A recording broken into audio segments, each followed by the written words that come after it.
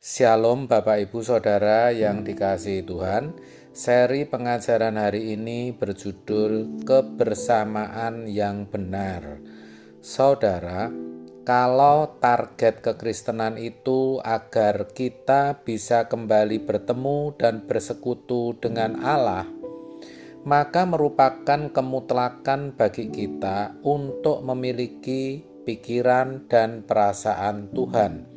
Itulah sebabnya dikatakan, hendaklah kamu dalam hidupmu bersama menaruh pikiran dan perasaan yang terdapat juga dalam Kristus Yesus.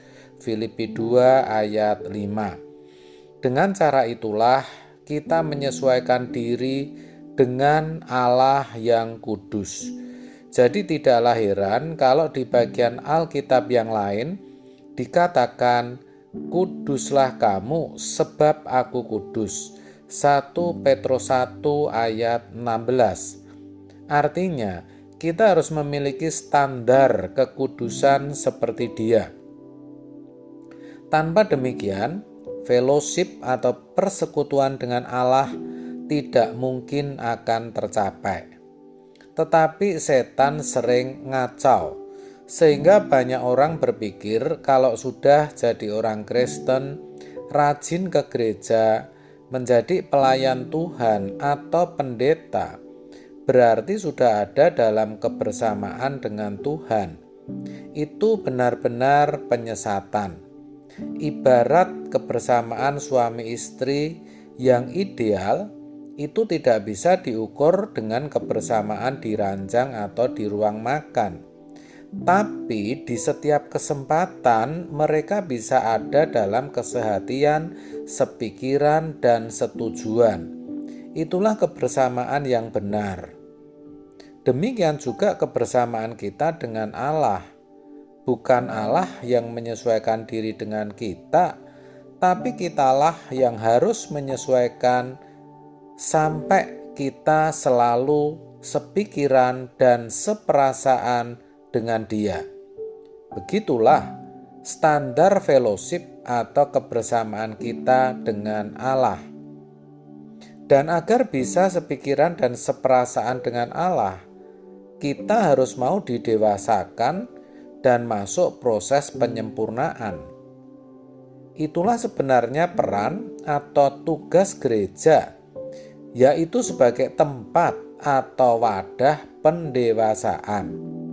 Maka tidak heran sebagai pemimpin jemaat Paulus berkata, saudara-saudara, ikutilah teladanku dan perhatikanlah mereka yang hidup sama seperti kami yang menjadi teladanmu.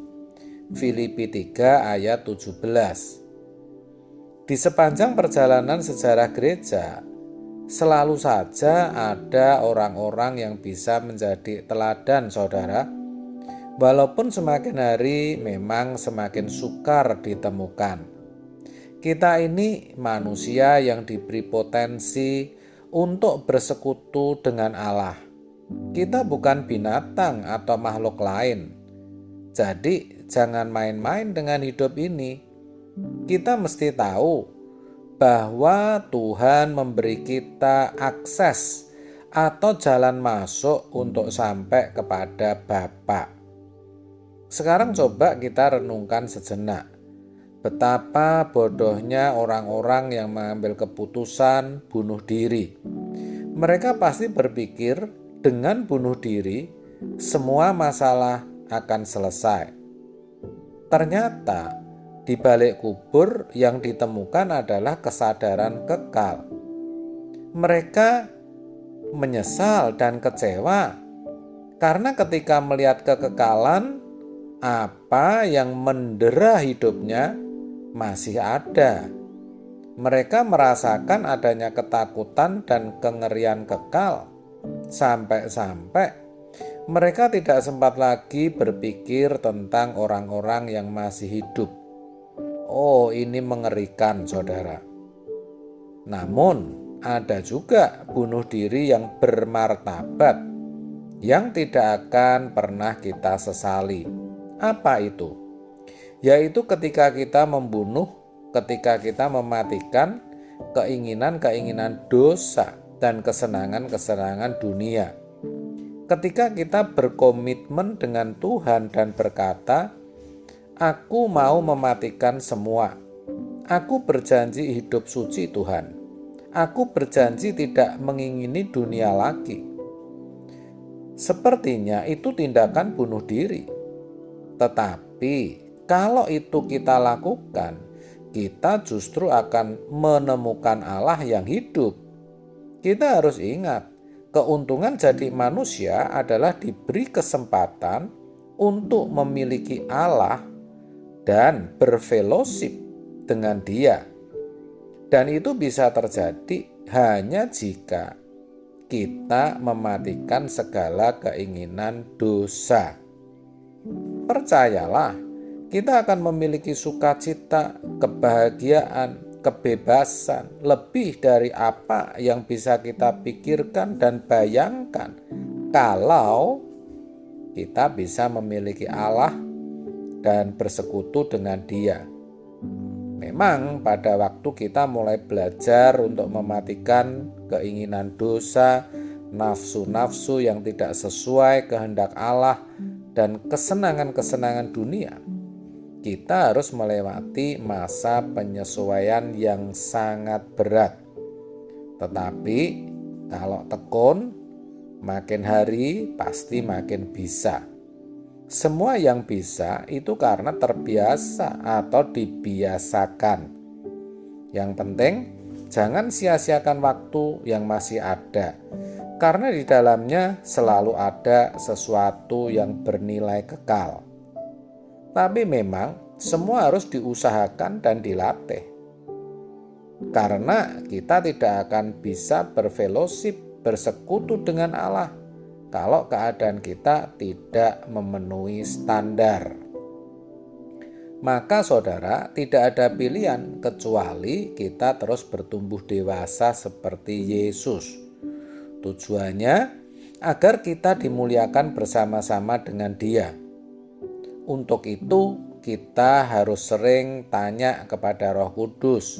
Misalnya kita tanya, "Roh Kudus, model begini apa layak atau tidak dipermuliakan?" Nah, dengan begitu kita bisa mengenali diri kita dengan lebih baik. Iya, karena kita beroleh kesempatan dibaharui, diubah, sampai benar-benar bisa memiliki keadaan yang bersekutu dengan Allah.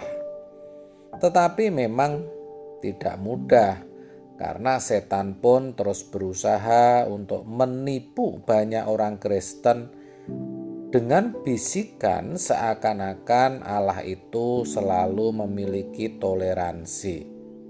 Kita harus sadar bahwa semua itu bohong. Karena ikut Tuhan Yesus harus menderita. Tapi itu bukan karena Bapa senang kita ini menderita, bukan. Tetapi karena Bapa ingin kita berubah. Jadi kita diproses. Ibarat tangan dokter yang memegang pisau untuk membedah tubuh kita.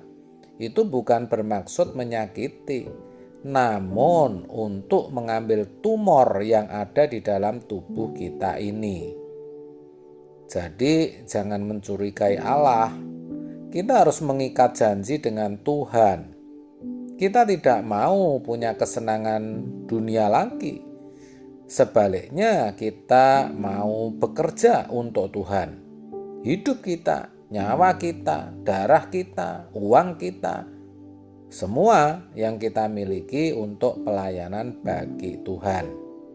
Kalau itu kita lakukan, maka dimanapun kita berada, kita dalam keadaan selalu bersekutu dengan Allah. Amin. Tuhan Yesus memberkati.